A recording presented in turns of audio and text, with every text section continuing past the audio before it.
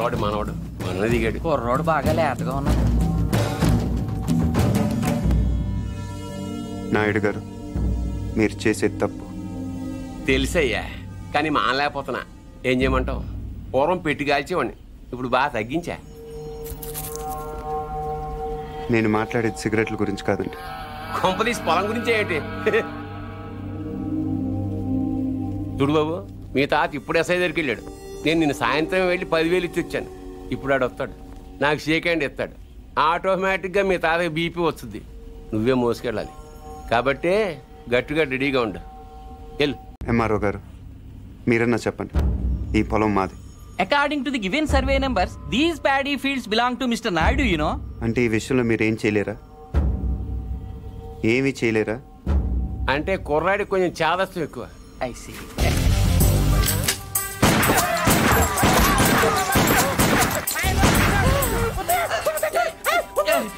ఏంటిది ఇలా దౌర్జన్యం చేస్తారండి మీరు? ఇటెందుకు?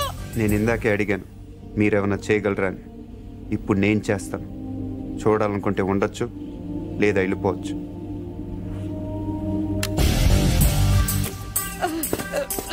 ఇవి ఎంత ఇంపార్టెంట్ పేపర్లో తెలుసా?